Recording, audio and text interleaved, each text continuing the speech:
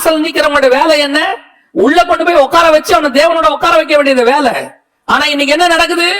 இவங்களே உனக்கு என்ன வேணும்? ஆண்டவர்கிட்ட நாங்க கேட்டு சொல்றோம், நாங்க வாங்கி சொல்றோம். எதுவா இருந்தாலும் எங்கிட்ட வாங்க. தேவ சித்தம் அறிய வேண்டுமா? எங்கிட்ட வாங்க. தீர்க்க தரிசனம் அறிய வேண்டுமா? எங்கிட்ட வாங்க. நீங்க என்ன பண்ணுவீங்க? வாசல நின்னுகிட்டு காணிக்கையை கொடுத்துட்டு தேவ சித்தத்தை கேட்டுக்கிட்டு குறி கேட்கிற மாதிரி நின்றுகிட்டு இருக்கிறீங்க. இதான் நடக்குது. இன்னைக்கு வாசலண்டையில உட்கார்ந்து இருக்கிற ஏலிக்கள் அதிகம். தேவனோடு கூட நெருங்கி சேர விடாதபடிக்கு தங்கள் பக்கம் திருப்புகிறவர்கள். ஊழியனுடைய வேலை, ஊழியத்தினுடைய வேலை தேவன் பக்கம் ஜனங்களை திருப்புவது. ஊழியக்காரன் தாம் பக்கமா என்னைக்கு ஜனங்களை திருப்புறானோ, தனக்குன்னு ஒரு டேட்டா பேஸ் உருவாக்கி, தனக்குன்னு ஒரு கிரௌட உருவாக்கி, மாசம் அவங்களுக்கு தக்க வச்சு கொள்ளுகிற மாதிரி வாக்கு தத்துவம். நான் போதகர்களை சொல்லவில்லை, மெய்ப்பர்கள் அதை செய்யணும். ஏன்னா அது உங்களுக்கு கொடுக்கப்பட்ட ஆடு. நான் சொல்றது நிறைய பிரைவேட் ப்ராஃபிட்ஸ், தனியார் தீர்க்கதரிசிகள் இருக்கிறாங்க. இவங்களுக்கு எல்லாம் ஆண்டவர் கொடுத்தது ஊழியம். ஆனா இவங்க என்ன செய்யறாங்க? ஒரு கிரௌட பிடிச்சு வச்சுக்கிறாங்க. கிரௌட பிடிச்சு வச்சுக்கிட்டு மாசம் அவங்க கிட்ட இருந்து ஏதாவது கலெக்ட் பண்றதுக்கான, நான் சொல்றேன், அவர்களா இவங்களுக்கு அனுப்புவது வேறு. நீங்க உங்களை ரிமைண்ட் பண்ணாதீங்க. என் ஊழியம் இருக்கு, நம்ம ஊழியம் இருக்கு, மறந்துடாதீங்க. நம்முடைய புக்கை அனுப்பி அந்த புக்ல பேங்க் டீடைல்ஸ் போட்டு மறந்துடாதீங்க. தேவையே கிடையாது, தேவையே கிடையாது. உன்னுடைய தேவையை பரலோகம் சந்திக்கும். எப்படி வேணாலும் சந்திக்கும், யார் மூலமானாலும் சந்திக்கும். எந்த காக்கா எப்படி வேணாலும் வரும். இன்னைக்கு நிலையண்டியில உட்கார்ந்துக்கிட்டு இவங்களை விட்டுட்டு போயிட்டா, அவங்க ஆண்டவர்கிட்ட போயிட்டாங்கன்னா இவங்களுக்கு ஒண்ணும் கிடைக்காதுன்னு ஆண்டவர்கிட்ட போக விடாம இவங்க பக்கமே திருப்பிக்கிற எத்தனையோ ஏலிக்கள். விசுவாசிகளுக்கு சொல்லுகிறேன், ஊழியர்கள் தேவை. எதற்கு? சபையின் பக்தி விருத்திக்கு ஏதுவா. உங்க பையனை கொண்டு போய் ஸ்கூல்ல விடுறீங்க, ஃபீஸ் கட்டுறீங்க, டியூஷன் ஃபீஸ் கட்டுறீங்க. ஒரு டீச்சர் உங்க பையனை உருவாக்குறாங்க, ஒரு மாஸ்டர் உருவாக்குறாரு. 6வது வரைக்கும் ஒரு மாஸ்டர், 6வதுல இருந்து 12வது வரைக்கும் ஒரு மாஸ்டர், காலேஜுக்கு ஒரு மாஸ்டர். இவங்க எல்லாம் மாறி மாறி ஒரு செட்டப்பா இருந்து உருவாக்குறாங்க. உருவாக்கி அவனை இன்ஜினியரோ டாக்டரோ ஆக்கி விட்டுறாங்க. இப்படி ஆக்க விடாம அந்த 6வது வரைக்கும் இருக்கிற 5வது வரைக்கும் டீச்சரே, நீ என்னனாலும் எப்படினாலும் எங்கிட்டே வா, நானே உனக்கு சொல்லி தரேன், நீ ஏன் வெளியே போற, உனக்கு தான் நான் இருக்கிறேன்னு வச்சுக்கிட்டா ஒத்துப்பீங்களா? 5வதுக்கு மேல போக விடாம வச்சுட ஒத்துப்பீங்களா? இல்ல 6வதுல இருந்து 12வது வரைக்கும் படிக்கும் போது அந்த 12வது படிக்கிற டீச்சர் மாஸ்டரோ என் கூடயே இருங்க, நானே பாத்துக்கிறேன் உங்க ஃபியூச்சர்ல, எதா இருந்தாலும் எங்கிட்டே வாங்க, நான் இருக்கும்போது நீங்க எதுக்கு அப்படின்னா ஒத்துப்பீங்களா? அடுத்த ஸ்டேஜுக்கு போயிட்டு அவன் கடைசியா அவனுடைய விஷனை அச்சீவ் பண்ணணும். அதுக்கு தான் கீழே இருக்கிறவங்க எல்லாம், அதுக்கு தான் 5 வகையான ஊழியம். அடுத்த ப்ராடக்ட் அனுப்பிட்டே இருக்க மேனுஃபேக்சர் பண்ணி அவன் அடுத்து அப்படியே ஒரு ஊழியக்காரனமாகி உலகம் ஃபுல்லா போனா உலகம் எங்கும் ஊழியர்கள் பரம்பி இருப்பார்கள். இன்னைக்கு நம்ம தக்க வச்சுக்கிட்டோம் குடோன் மாதிரி. அதான் விளைவு. இன்னைக்கு என்ன ஆச்சு? நிலையண்டையில உட்காந்துக்கிட்டாங்க, வாசல் நிலையண்டையில. ஆண்டவர்கிட்ட நெருங்கி சேர விடாதபடிக்கு சில ஊழியர்கள். அன்னைக்கு உள்ள ஊழியர்கள் பாருங்க, நமக்கு முன்னாடி உள்ள பரிசுத்தவான்களை பாருங்க. அவங்க கிட்ட இருந்து கிளைகள் போய்கிட்டே இருக்கும், பிரான்சஸ் போயிட்டே இருக்கும். 100 ஊழியர்கள் 50 ஊழியர்கள் போயிருப்பாங்க. ஒரு ஊழியக்காரர்கிட்ட இருந்து எத்தனை பெரிய ஊழியர்கள் உருவாகி இருக்கிறாங்க. இன்னைக்கு நம்ம கிட்ட இருந்து பிரான்ச் போக விட மாட்டோம். யாராவது போகிறனாலும் ஒத்துக்க மாட்டோம். யாராவது வந்து ஆண்டவர் என்ன ஊழியத்துக்கு அழைச்சிருக்கிறாருன்னா முதல்ல எங்கிட்ட பேசட்டும். உங்ககிட்ட பேசுறது கர்த்தரே கிடையாது. ஏன் ஏலிகிட்ட பேசாம சாமுவேல்கிட்ட பேசலாமே, தப்பு கிடையாது. இன்னைக்கு நிறைய அப்படிதான் நடந்துகிட்டு இருக்குது. நான் எதையும் குறை சொல்ல வேண்டும்னு சொல்லல. அவன் வழியில அவனை விடுங்க. நீங்க ஏன் நிலத்தண்ணியில உட்காந்துக்கிட்டு உள்ள போக விடாம தடுக்கிறீங்க? ஏலியோட முடிவு என்ன தெரியுமா? இப்படி உட்காந்து டிஸ்டர்ப் பண்ணிட்டே இருந்தவரு கடைசியா என்ன ஆயிட்டார் தெரியுமா? 1 சாமுவேலின் புஸ்தகம் 3ஆம் அதிகாரம் 2வது வசனம். ஒரு நாள் ஏலி தன்னுடைய ஸ்தானத்துல படுத்து கொண்டிருந்தான். நிக்க வேண்டியவன் உட்கார்ந்தவன் படுத்துட்டான் தன்னுடைய ஸ்தானத்துல. ஊழியம் படுத்துருச்சு. சிலர் சொல்றாங்க நல்லா வந்த மினிஸ்ட்ரிங்க திடீர்னு அப்படியே படுத்துருச்சு. ஆமா, ஒரு விஷயத்தை நம்ம மறந்துடுறோம்.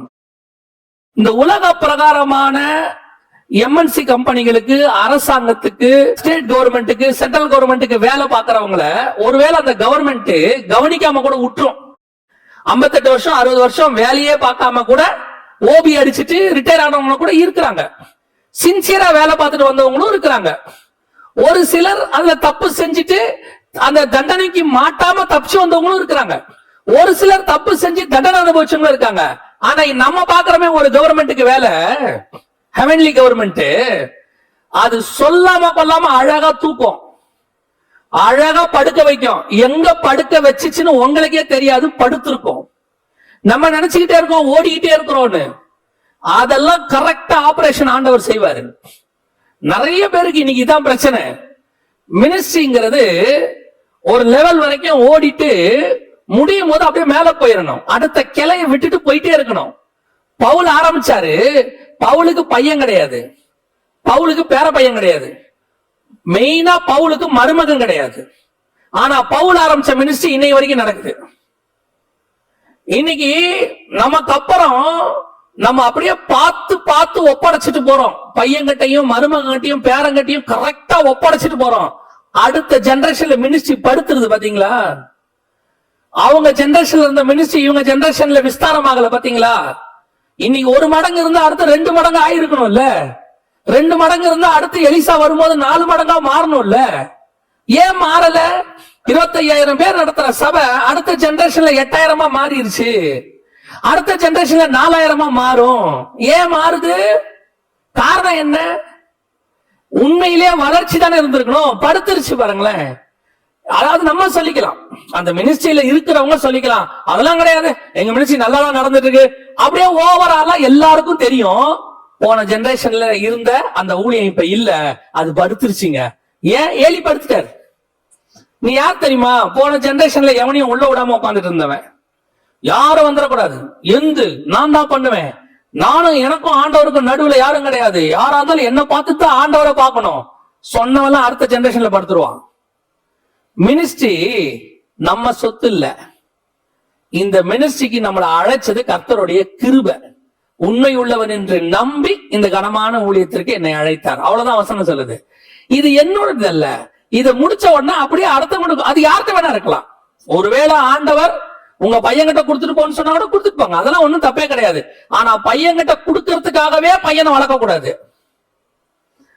மருமகன்கிட்ட கொடுக்கறதுக்காகவே மருமகனை வளர்க்க கூடாது. கர்த்தர் யார்கிட்ட கொடுக்க சொல்றாரோ கொடுக்கணும். இன்னைக்கு நம்ம அப்படியே மினிஸ்ட்ரிய யாரு கைக்கும் போய் விடாம உங்க அடுத்த ஜெனரேஷன்ல அது படுத்துறோம். அதுக்கு அடுத்த ஜெனரேஷன்ல என்ன ஆகும் தெரியுமா? இல்லாமல் போயிடும். ஏலியோட வம்சமே இல்ல பாருங்களேன், ஏலியோட வம்சமே காணாம போச்சு. அதுக்கப்புறம் சாமுவேல் வந்துட்டாரு, ஏலியோட கதை முடிஞ்சு. அதைத்தான் சொல்றேன், உன் மினிஸ்ட்ரி நல்லா நடக்கணும்னா, தலைமுறை தலைமுறையா இருக்கணும்னா, கர்த்தர் வருமானமும் இந்த ஊழியம் நடக்கணும்னா, முதல்ல உன் விஷன் கரெக்டா இருக்கணும். முதல்ல உனக்கு கர்த்தருடைய அந்த வாக்குத்தத்த வசனம் சரியாக இருக்கணும் ஊழியத்துக்கான. அடுத்தபடியா கர்த்தர்கிட்ட ஜனங்க போறதுக்காக தான் நான் இருக்கிற வரைக்கும் என்கிட்ட தான் நீங்க எல்லாம் வரணும். அதுக்கப்புறம் தான் நீங்க கர்த்தர்கிட்ட போகணும்ன்றதெல்லாம் இருக்கக்கூடாது. நீ உன் பக்கம் ஜனங்களை திருப்புகிறவனாய் அல்ல, கர்த்தர் பக்கம் திருப்புகிறவனாய் மாறணும். அதான் ரொம்ப இம்பார்ட்டன்ட்.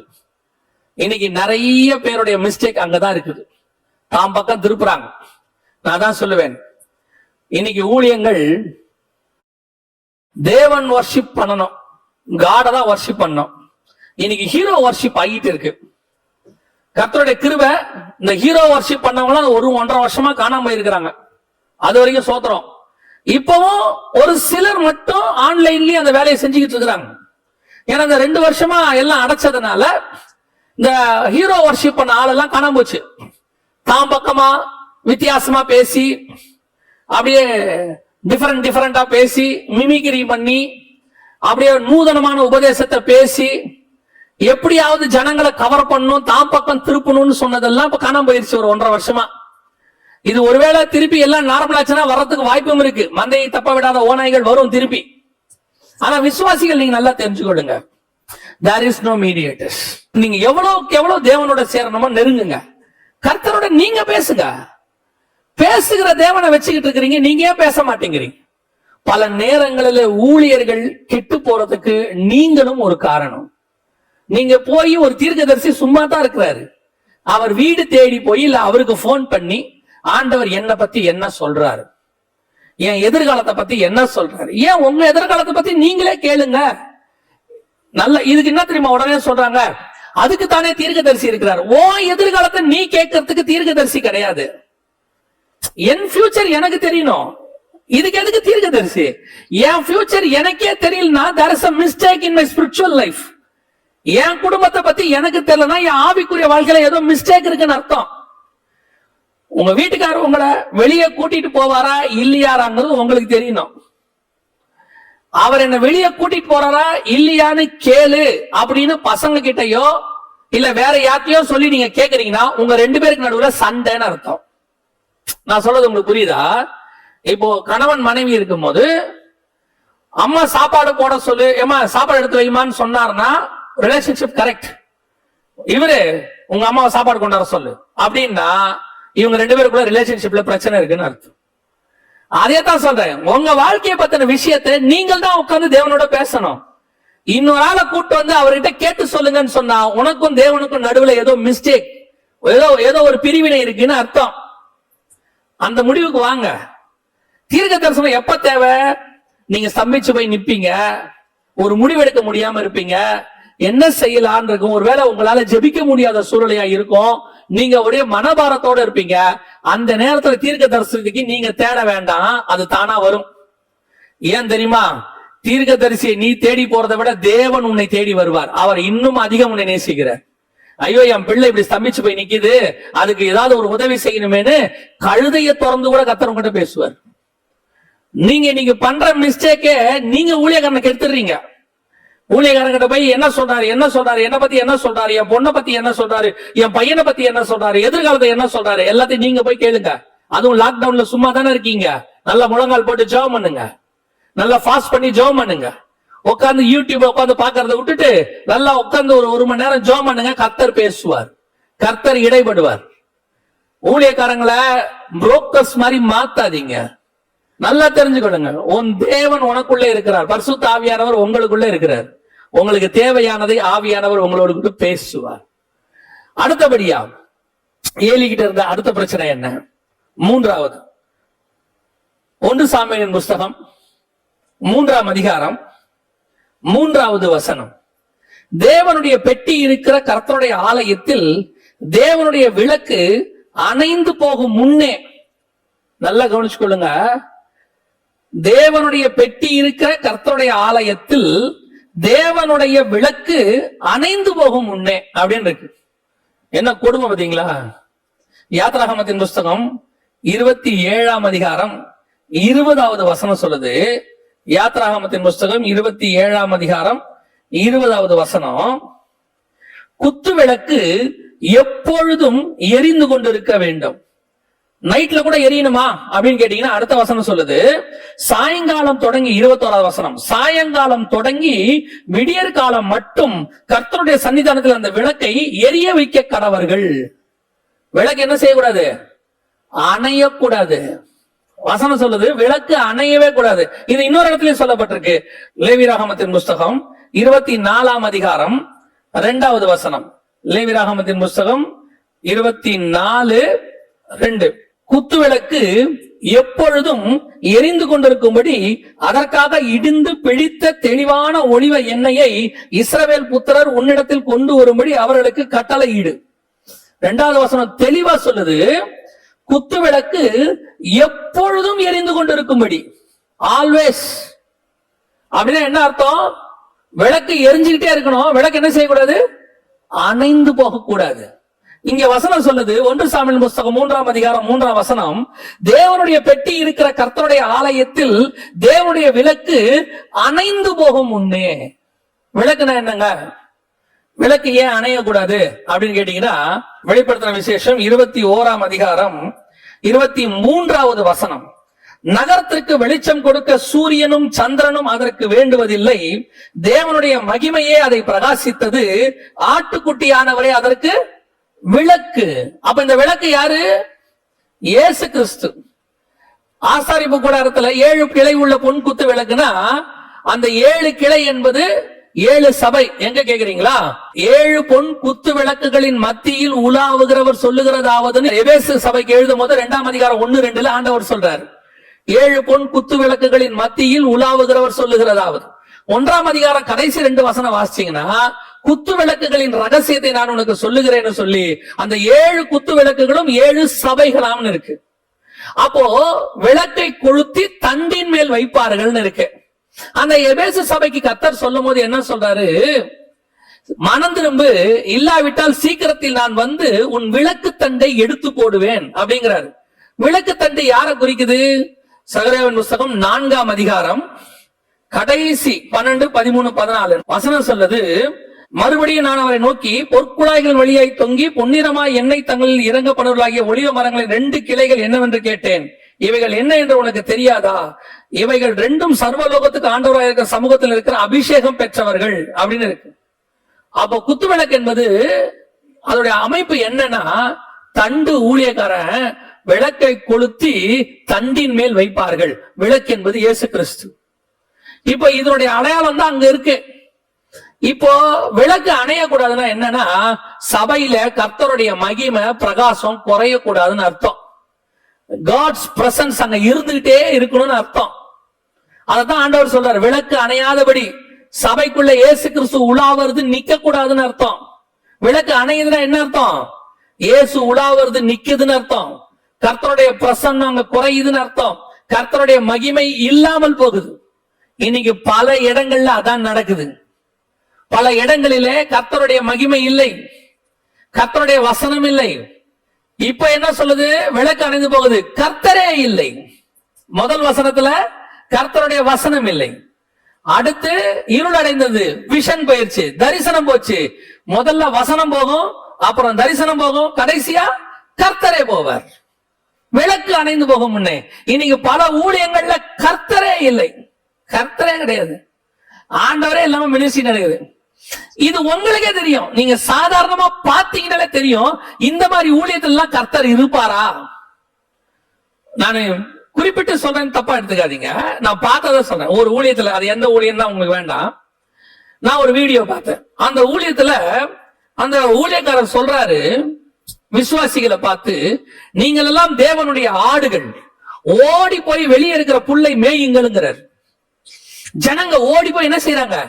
அந்த வாசல்ல இருக்கிற புல்ல மேயிறாங்க, லிட்டரலா புல்லு சாப்பிடுறாங்க. இதுல கர்த்தர் இருப்பாரா? இதுக்கு கர்த்தர் இருக்கிறாரா இல்லையான்னு ஆராய்ச்சியே வேண்டாம் நமக்கு. லிட்டரலா தெரியும். அங்கே இயேசுநாதர் சாப்பாடு இல்லைன்னு சொன்ன போது மீனையும் அப்பத்தையும் வர்த்திக்க பண்ணி தான் கொடுத்தாரு ஒழிய எல்லாம் போய் புல்லு மேயுங்கன்னு சொல்ல பாருங்க. இந்த ஊழியக்காரர் சொல்றாரு, என்ன சொல்றாரு? போய் எல்லாம் புல்லு மேயுங்க. ஜனங்க பாத்தீங்கன்னா ஆடு மாதிரி 4 காலம் நடந்து போய் புல்லு மேயிறான். இதுல எப்படி கர்த்தர் இருப்பாரு நீங்க நினைக்கிறீங்க? இதுக்கெல்லாம் கர்த்தர் தேவையே இல்லை. ஒருத்தர் தரிசனம் சொல்றாரு, பரலோகத்துல நான் இதை பார்த்தேன் அதை பார்த்தேன்னு. அது பைபிள்ல இல்லாதது, அப்படி ஒரு தரிசனமே இல்லைன்னா தைரியமா சொன்னா இல்ல கர்த்தர் இல்லை. ஏன்? அந்த தரிசனத்துக்கும் பைபிளுக்கும் சம்பந்தமே இல்லையா? அப்புறம் ஏன் சொல்லணும்? ஒருத்தர் சொல்றாரு, உன்னுடைய அக்கவுண்ட்ல பணம் வருது. அதுக்கு ஒருத்தர் சாட்சி சொல்றான், இந்த அக்கவுண்ட க்ளோஸ் பண்ணி 6 மாசம் ஆச்சு, ஆனா க்ளோஸ் பண்ண அக்கவுண்ட்ல எனக்கு பணம் வந்திருக்குதுங்கிறான். க்ளோஸ் பண்ண அக்கவுண்ட்ல இருந்து பணத்தை நீ எப்படி எடுப்ப? இப்ப இதுல எப்படி கர்த்தர் இருப்பாரு? கர்த்தர் கொடுத்தாருனாலும் க்ளோஸ் பண்ண அக்கவுண்ட்ல இருந்து எப்படி கொடுப்பாரு? சரி, அடுத்த கேள்வி, கர்த்தர் ஏன் அக்கவுண்ட்ல பணம் கொடுக்கிறாரு?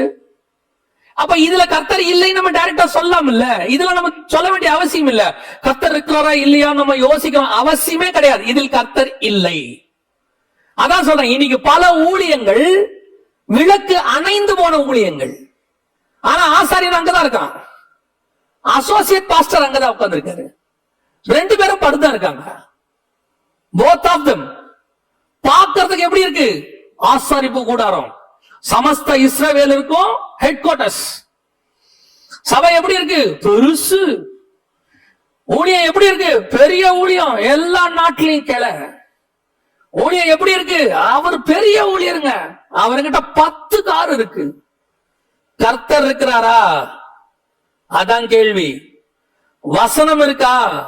அதுதான் கொஸ்டின். தரிசனம் இருக்கா? இன்னைக்கு இது எதுவுமே இல்ல. அப்புறம் என்ன ஊழியம்? இது நான் சொல்றது நம்மள ஆராய்ந்து பார்க்கறதுக்கு. நம்மை நாமே நிதானித்து அறிந்தோமானால் நாம் நியாயம் தீர்க்கப்படும். உட்கார்ந்து சுய பரிசோதனை பண்ணணும், செல்ஃப் ஜஸ்டிஃபை பண்ணி பார்க்கணும். எப்படி பண்றோம்? நமக்கிட்ட ஆண்டவர் இருக்கிறாரா? மகிமை இருக்குதா? பிரசன்ஸ் இருக்குதா? அன்னைக்கு உள்ள ஊழியர் எல்லாம் எங்களுக்கு சொல்லி கொடுத்தவங்க, எவாஞ்சலிஸ்ட் வருவாங்க சொல்லி கொடுக்கறது. அவங்க சொல்லுவாங்க, ஊழியத்துல போய் ஏறி நின்று மேடையில ஏறதுக்கு முன்னாடி கர்த்தருடைய பிரசன்னம் கொஞ்சம் குறைஞ்சிச்சும்பாங்க. அந்த கொஞ்சம் குறைஞ்ச கூட அவங்க கண்டுபிடிச்சிருவாங்க. எதனால கொஞ்சம் குறைஞ்சிச்சுன்னு போய் 1 மணி நேரம் அழுவாங்களாம். ஆண்டவரே பிரசன்ஸ் ஏன் குறைஞ்சிச்சு? நீ ஒரு ஆளை முறைச்சிட்ட, ஒரு ஆளை திட்டிட்ட, அதனால தேவன் தூரமா நிக்கிறாரு. ஐயோ மன்னிப்பு ஆண்டவரே, என்ன மன்னிச்சிருங்க, நான் இனிமேட்டு கோவப்பட மாட்டேன். அந்த கர்த்தரோட கூட அந்த உறவை சரி பண்ணிக்கிட்டு மேலே ஏறி வந்து நிக்கிறது. இன்னைக்கு என்ன கொடுமைனா, கர்த்தர் கூட இருக்கிறாரா இல்லையானே தெரியாது. அதுல கர்த்தருடைய பிரசன்ஸ் இருக்கா இல்லையானே தெரியாது. தேவன் அங்கே மூவ் பண்றாரா இல்லையானே தெரியாது. இதுல ஒரு டிராபேக்கும் இருக்கு. நான் சொல்லிட்டு ஜெர்மனி முடிக்க விரும்புகிறேன். இதுல ஒரு டிராபேக்கும் இருக்கு. இதுல கிரியைன்னு ஒண்ணு நடக்கும் பாருங்களேன். அங்கதான் நம்ம ஏமாந்து போவோம் பாருங்க. என்ன கிரியை நடக்கும்? அங்கே ப்ராஃபசி வரும். ப்ராஃபசி வந்த உடனே 2 பேர் வந்து சொல்வாங்க, நீங்க சொன்ன ப்ராஃபசி துல்லியமாக இருந்தது. உடனே இவங்க என்ன டிசைட் பண்ணுவாங்க தெரியுமா? கர்த்தர் என் கூட இல்லாட்டி இது நடக்குமா? அடுத்த கொஸ்டின். அடுத்து ஒருத்தர் சொல்லுவாரு, ஹீல், நான் ஸ்ட்ரெச்சர்ல கொண்டாந்தாங்க, நான் சுகமாயி நடந்து போறேன். பாக்குற அத்தனை பேரும் கர்த்தர் கூட இல்லாட்டி இது நடக்குமா? நான் சொல்றேன் நடக்கும்.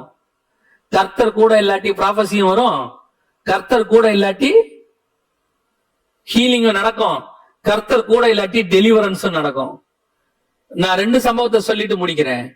முதலாவது, கர்த்தர் சொன்னார் மோசேயை பார்த்து, கண்மலையை பார்த்து பேசுன்னு சொன்னார். மோசே கண்மலையை அடித்தார். அடிச்ச உடனே தண்ணி வந்துதா இல்லையா? இதுதான் கொஸ்டின். ஆண்டவர் சொன்னது பேசு, சொன்ன உடனே மோசே அடிச்சார். அடிச்ச உடனே தண்ணி வந்துதா? வந்தது. மினிஸ்ட்ரி அங்க இருக்கிறவங்களை பொறுத்த வரைக்கும் சக்சஸ். ஜனங்கள்லாம் தண்ணி குடிச்சாங்களா? குடிச்சாங்க. ஆடு மாடெல்லாம் குடிச்சிச்சா? எல்லாரும் குடிச்சாங்க. மினிஸ்ட்ரி சக்சஸ்ஃபுல்லா முடிஞ்சிச்சா? முடிஞ்சிச்சு. அப்போ ஊழியக்காரர் மட்டும் ஃபெயிலியருங்க. முடிச்ச உடனே கர்த்தர் சொல்றாரு, நீங்கள் என் பகைவருக்கு முன்பாக என்னை நீங்கள் பரிசுத்த குலைச்சலாக்கினீர்கள். நீங்க மினிஸ்ட்ரி கரெக்டா நடந்ததுங்க, பக்கா. அதாங்க மோசே. சுத்தி இருக்கவன் சொல்லியிருப்பான், மோசே கிட்டே வந்து சொன்னான், மோசே ரைட் டயத்துக்கு அடிச்சிங்க மோசே, இல்லைன்னா நாங்களாம் செத்து போயிருப்போம். உங்க மினிஸ்ட்ரி கர்த்தர் ஆசீர்வதிப்பாராக. ஆனா கர்த்தர் சொல்றாரு, கானானுக்குள்ள கால் வைக்கப்படாது நீங்க 2 பேரும். Ministry failure. இப்ப புரியுதுங்களா? கிரியைகளை வைத்து மினிஸ்ட்ரியை டிசைட் பண்ணக்கூடாது. கிரியைகள் ஜனங்களுக்காக. பார்த்தாலும் தண்ணி வரும், பேசினாலும் தண்ணி வரும், அடிச்சாலும் தண்ணி வரும். ஏன்னா ஜனங்களுக்கு தண்ணி தேவை. ஆனா உங்களுக்கு சொன்னது என்ன?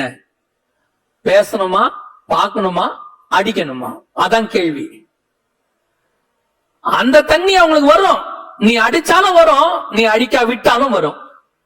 நீ தீர்க்க தரிசனம் சொன்னாலும் அங்க அவங்களுக்கு நடக்கும் கிரியை. ஒருவேளை நீ தீர்க்க தரிசனம் சொல்லாமல் போயிட்டாலும் அவங்களுக்கு யார் மூலமாவது கத்த தீர்க்க தரிசனம் சொல்லிடுவார். ஆனா what about yours? End of the day நீங்க என்ன? நீங்க ஒவ்வொரு இடத்துலயும் 10 பேர் வந்து சாட்சி சொல்ல சொல்ல சொல்ல கர்த்தர் நம்ம கிட்ட இருக்கிறாரா இல்லையானே உங்களுக்கு தெரிஞ்சிடாது. Busiest ministry.